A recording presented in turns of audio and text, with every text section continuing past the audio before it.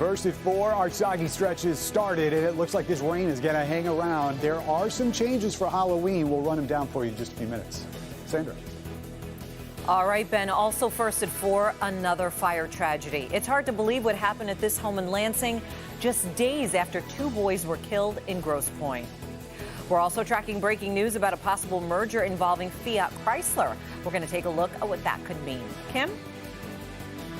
Halloween comes a day early here at Children's Hospital of Michigan in Detroit. I'll show you this fun celebration that these kids won't forget. Local 4 News starts now with a breaking news alert.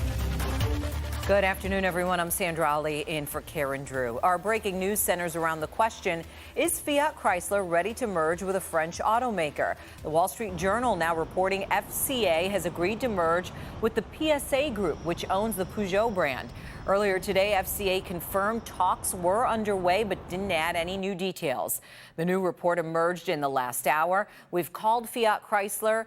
Fiat Chrysler has no comment right now. If the deal moves forward, it would in fact create the world's 4th largest automaker.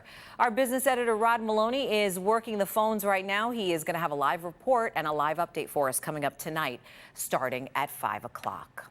Another Michigan family devastated after a fire leaves 3 children dead. In fact, we just saw a similar tragedy unfolding in Grosse Pointe, and now a community in Lansing suffering its own heartbreak. Coco McAvoy has the story.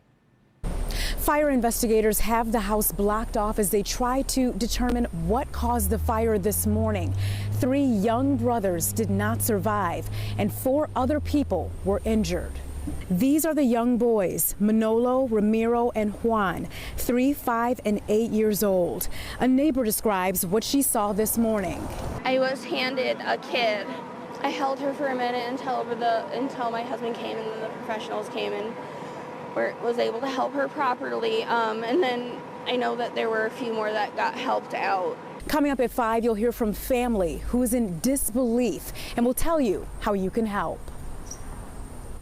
And we mentioned those 2 boys killed in a fire in Grosse Pointe. Tonight, their community is holding a vigil in their memory. Family and friends will be remembering Logan and Briggs Connolly tonight at 6 at St. Paul on the Lake. That church is on Lakeshore Drive north of Fisher Road in Grosse Pointe Farms. It's near the boys' home where the fire happened earlier this week. We'll be at that vigil tonight with our coverage for you starting tonight at 6 o'clock. In other news, from jail disaster to a huge new investment, the University of Michigan with plans to build what's being called the Detroit Center for Innovation. This is at the abandoned Wayne County jail site right there at Gratiot and I-75. The main building is a $300 million research and education building. Plans include a hotel and a residential space, and it's all coming together with help from Dan Gilbert and businessman Stephen Ross. Mayor Duggan says he feels this is huge for the auto industry. And we all know the future of the auto industry is being decided right now. It's Detroit versus Silicon Valley. And with what Stephen Ross and the University of Michigan are doing here, Detroit now has a major leg up in that competition to make sure the future of the auto industry comes right here out of the city of Detroit. And right now, the city and developers will spend the next 3 to 6 months working out all the details. Construction expected to start in 2021.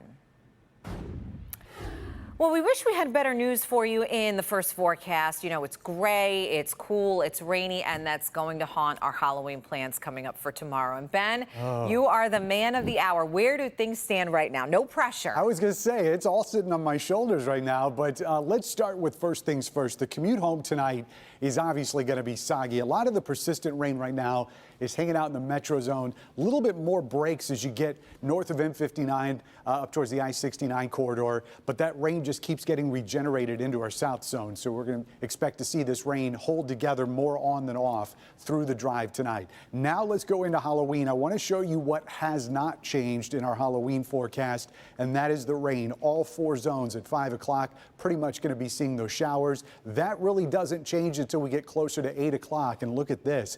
Temperatures cooling quicker than expected. We could see snowflakes in the west zone by 8 p.m. Coming up, we'll talk temperatures, wind chills, and how much snow we're actually going to get out of this in just a few minutes. Sandra? All right, thank you, Ben. It is a dangerous game of whack-a-mole in California. This as wildfires continue to blanket large portions of the state. Firefighters made some progress in some areas as new flames erupted elsewhere. Let's go ahead and check in with Devin Skillian in the newsroom now. And Devin, we're learning a lot about the cause of this fire now. Well, in fact, we've got an announcement about the Getty fire coming up. But first, a new round of fierce winds fueling those California wildfires with embers flying and igniting new fires as they fall. Firefighters say California residents are in the middle of the most crucial and difficult day of their fight against these unpredictable fires. National Weather Service issued the first ever red flag warning yesterday, urging anyone in the fire zone to get out. Hundreds of thousands of people have been evacuated from Southern California and right up the coast into the California wine country north of San Francisco. But as we mentioned, we now know the cause of the Getty fire in Southern California. Investigators say a tree branch fell on a city-owned power line.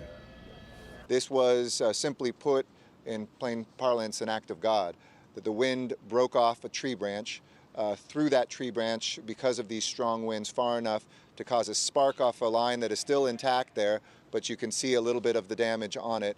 Most likely caused those sparks to fall and begin this fire, and then we were off to the races. Meantime, a new fire in the Simi Valley put the Ronald Reagan Presidential Library at risk. A spokeswoman says the fire came close, within about 30 yards, but it did not end up damaging the library. People had to corral a bunch of horses that got loose. They escaped from a nearby ranch in the middle of that fire as well. NBC's Lester Holt in California tonight, so we'll have extended coverage of the wildfires coming up on NBC Nightly News, which you'll see here at 6:30 after Local 4 News at 6. Sandra, back to you. Thank you, Devin. We are following some breaking news right now about interest rates, including a hint about where the Fed is heading in the future. This afternoon, the Federal Reserve cut its benchmark interest rate. That's the third time this year. That decision, of course, influences what many consumers and businesses will pay to borrow money. The Fed now looking to support economic growth, but rates won't be cut again unless the outlook gets worse. So far, the markets have been responding favorably to the news, and you can see right now as you take a live look, it is up right now by 115 points. The economy in its 11th year of expansion, fueled by consumer spending and a solid, if slightly weakened, job market as well. We are keeping an eye on new developments in the President Trump impeachment inquiry, including new testimony and also a key vote, which is coming up tomorrow. A State Department special advisor for Ukraine is on Capitol Hill today. Catherine Cross expected to talk about the pressure to fire the former ambassador to Ukraine, although she says she didn't know who was directing that campaign. Like all the witnesses so far, Croft testified behind closed doors. And tomorrow, the House of Representatives will vote on a plan that maps out how the investigation will move forward. We're told that process will include public hearings in the future. Sources telling CNN the top U.S. diplomat in Ukraine, Bill Taylor, is willing to return to Capitol Hill to be questioned in public. All of this, of course, centers around that phone call between President Trump and the president of Ukraine. President Trump has called that call perfect and denies any wrongdoing. Here at home, the Halloween celebration arrived early for children who can't head out to trick-or-treat. A local author is bringing a booing tradition to local hospitals and also bringing smiles to a lot of faces. Kim DeJulia was there as this new tradition kicked off. As thousands of kids get ready to go out trick-or-treating tomorrow, dressed in their favorite costumes, it's important to remember that not all children have that opportunity. That's why Children's Hospital of Michigan in Detroit is bringing the spirit of Halloween right to the lobby of their hospital. Patients of Children's Hospital of Michigan got to participate in the first ever booing event. Kendra, a local author who wrote a book about the booing Halloween tradition, brought this event to the hospital so these kids could join in on the fun. It's the story of my two children and how we were booed, and then it talks about how we then packed our bags and went out and booed to other families. Each kid got a bag full of goodies, donuts, a Halloween t-shirt, and got to decorate their very own pumpkin. These kids don't get to go trick-or-treating. They don't get to go booing necessarily, right? They're stuck in a hospital. This young boy has been in and out of the hospital with a kidney condition. He wasn't too excited about coming back to the hospital until he realized this would be a different kind of visit. He didn't want to come. Really? He didn't want to come because he feels like he gets shots and stuff. He feel like he got to stay in the hospital. But when he came, he looked down here, he was happy, and he was ready to go and play over here. Unfortunately, some of these patients won't be home for Halloween tomorrow. We were actually supposed to get discharged today, and then it got bumped. So he won't be, trick-or-treating. And you can just tell Emmy's son loves Halloween. He dresses in a costume almost every day. He's a superhero or a raptor. What's your favorite part about Halloween? What's your favorite part? Scaring people. Even though he's not going to get the full trick-or-treating experience this year, he's having a great time today being a kid like everyone else, enjoying this spooky, fun holiday. It's incredible because otherwise we would be missing out on it. In Detroit, I'm Kim DeGiulio, Local 4. What a great idea for a party. Thanks, Kim. Kim also tells us that for kids who are too sick to join in on the fun, the Boo Goes delivered goodie bags and booing books right to their hospital rooms. Still ahead, some women fight a very painful battle to remove facial hair. Now, why one company says it's time to turn the tables on that.